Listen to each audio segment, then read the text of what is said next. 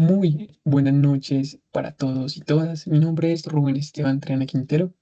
Soy estudiante de la especialización de Finanzas Públicas en la SAP y estoy cursando la materia de control y seguimiento de la gestión financiera.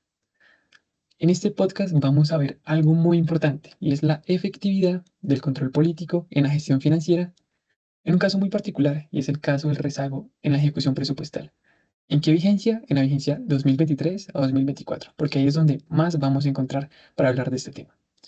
Vamos a contextualizar primeramente. Bienvenidos a este espacio pues, de análisis financiero y público. Hoy pondremos la lupa sobre una de las herramientas más importantes de nuestra democracia.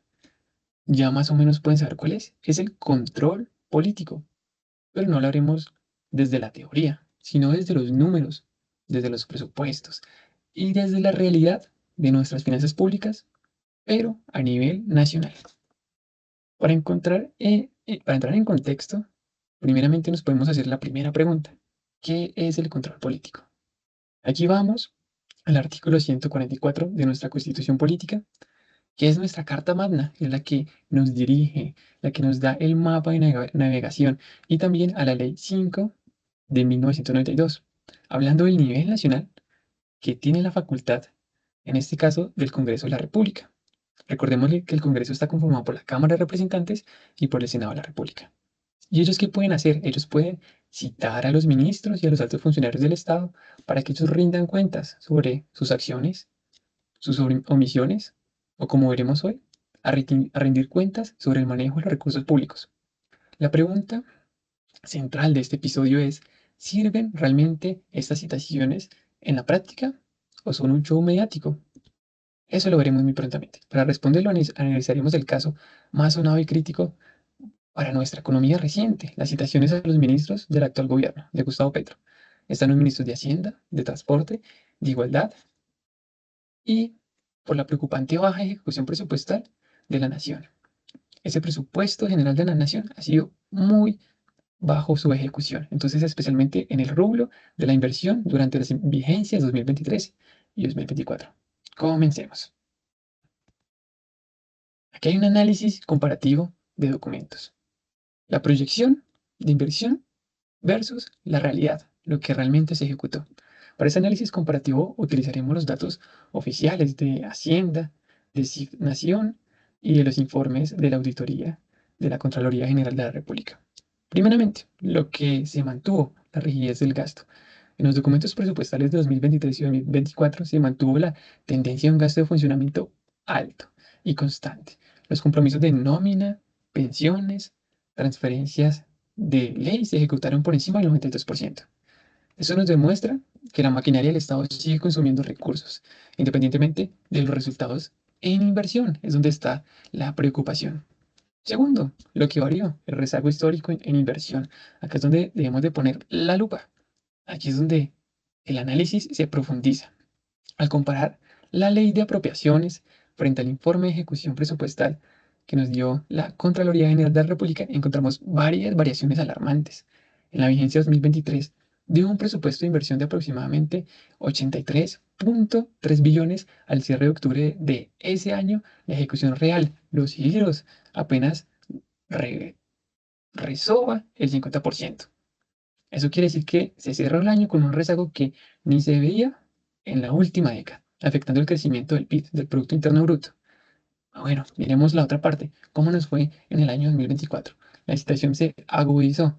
El primer semestre, ministros clave tenían ejecuciones de un solo dígito en inversión real. Crítico.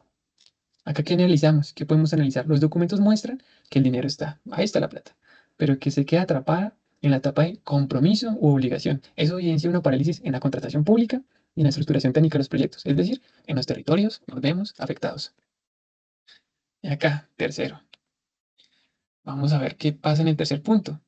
Acá ya tenemos un análisis de detalle de actores y la problemática de la rotación de los ministros. Acá hay un problema, porque están rotando tanto los ministros, un punto neurálgico que el Congreso pues ha cuestionado en sus citaciones. Es como la inestabilidad del gabinete pues rompe el ciclo de seguimiento pues financiero. Acá podemos ver como unas rúbricas, unos trazos y colocamos pues unas imágenes de unos ministros, del ministro de Transporte, por ejemplo, William Camargo, de la ministra de Transporte, pues Luz Cristina López, entre pues los otros que ya son más conocidos. Acá podemos ver, iniciemos por el Ministerio de Hacienda. Acá iniciamos con José Antonio Campo, que duró de agosto 22 a abril del año 2023. O sea, duró menos de un año, de agosto 2022 a abril 2023. Listo. Y ahí pasamos a Ricardo Bonilla, de mayo 2023 a diciembre 2024. ¿Qué impacto pues, en la gestión financiera pasa esto? Ocampo, él estructuró el recaudo. Bonilla enfrentó la parálisis de ejecución y las citaciones por el hueco fiscal. Veamos ahí. En el Ministerio de Transporte, ¿qué pasó? Ahí sí han habido cambios. Guillermo Reyes, él estuvo de agosto de 2022 a abril de 2023. Luego otro cambio. William Camargo, de mayo de 2023 a julio de 2024. Y luego, ¿qué pasó? Otro cambio. María Constancia García, de julio de 2024 a enero de 2023. El cambio constante que vemos aquí en el sector del transporte frenó proyectos de infraestructura. Esa infraestructura vial que nos hace tanta falta en vías, que son vitales para los municipios. Acá pasamos a agricultura, no lo puse ahí, pero les voy a dar el detalle. Acá estaba la exministra Cecilia López, de agosto de 2022 a abril 2023. Jennifer Mojica, de mayo de 2023 a julio de 2024. Y terminamos ahí con Marta Carvajalino, de julio de 2024 a octubre, ni siquiera completó un año. Acá vimos que la ejecución en compra de tierras y proyectos productivos se estancó. En las transiciones de mando eso se estancó, afectando la reforma agraria proyectada por Petro. Pasamos al Ministerio del Deporte. ¿Qué pasó ahí? Iniciamos con las ministras Isabel Urrutia, de agosto del 2022 a febrero de 2023. Ahí después pasamos a Esther Rodríguez, de febrero de 2023 a febrero de 2024, un año. Luz Cristina López, de febrero de 2024 a ese mismo año, pero en octubre, ni siquiera lo completo. Entonces aquí nos damos cuenta que la ineficiencia administrativa en la transición de Rodríguez, eso que ahí ni qué pasó. Yo creo que todos lo saben. Derivó en la pérdida de los Juegos Panamericanos del año 2017. Los perdimos. ¿Por qué? Por la falta de pagos oportunos. Y ahora, alguien pues muy conocido por todos, el Ministerio de Guardia. Ahí está, Francia Márquez, de junio de 2023 a la actualidad. Al ser un ministerio nuevo, su ejecución de inversión en 2024 pues fue de las más bajas. Ojo ahí, este fue de las más bajas, menos del 5% en los primeros meses, siendo el ojo del huracán. Ahí es donde todos los problemas pueden estar en el control político. Pero acá, ojo ahí, hay un análisis de oro. La alta rotación de los ministros, cambios, mejor dicho, cada 10, 12 meses genera que el ministro que planea algo ni siquiera lo logre ejecutar. Y el que ejecuta no sea el que responde ante el Congreso. Esto pues diluye la responsabilidad política y técnica, ¿cierto? Acá vamos al punto cuarto. La redacción y presencia de argumentos. Acá decimos, ¿son efectivas las citaciones? Un argumento puede ser la falsa ejecución o maquillaje contable. Acá uno de los aportes más importantes de las citaciones realizadas por los senadores como Efraín Cepeda ha sido denunciar el uso de fiducias y patrimonios autónomos. Los ministros, bajo presión del Congreso, trasladan recursos a estas figuras. Contablemente aparece como ejecutado, ojo ahí, pero financieramente el dinerito está ya en el banco y no en la comunidad. Las citaciones han servido para enmascarar esta práctica, pero no han dado solución. Ojo ahí al argumento 2, el diagnóstico. Esto está sin remedio. Las citaciones son altamente efectivas para vializar el problema, el diagnóstico, pero no son eficaces. A la hora de la verdad, forzar la ejecución, pues el remedio no se ve.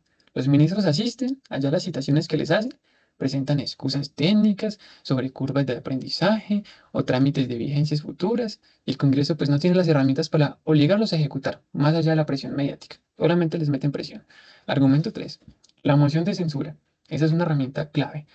Pero el Congreso es como un león sin dientes, a pesar de la evidente ineficiencia financiera demostrada en los debates, especialmente en el Ministerio del Deporte y Agricultura. La mayoría de políticos pues protegen a los ministros, evitando que la ineficiencia administrativa se convierta pues en una salida del cargo. Ahora hay el argumento 4. Todos se salvan de la moción de censura, por lo visto.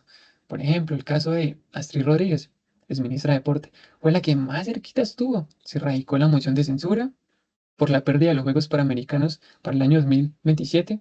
Sin embargo, ya saben qué pasó. Ella renunció antes de que votaran, porque al renunciar la moción de censura, pues ya perdió su objeto. Y el caso de Ricardo Bonilla, el ministro de Hacienda, a mediados de 2024, se intentó impulsar impulsar por una moción de censura por el bajo nivel presupuestal. Y presuntamente, pues, y por su presunta pues, mención en el escándalo de que todos sabemos de la Unidad Nacional de Gestión de Riesgos. Sin embargo, pues ya saben, eso no prosperó. Las mayorías del Congreso, es decir, las coaliciones del gobierno de Gustavo Petro, se unieron para evitar que estos procesos lleguen a la votación final o para votar en contra de la discusión. ¿Qué podemos ir concluyendo? Concluyamos algunas cositas por ahí. Uno, la ineficiencia estructural. Las citaciones confirman que el problema del actual gobierno no es la falta de recursos, porque ahí ya están en el banco.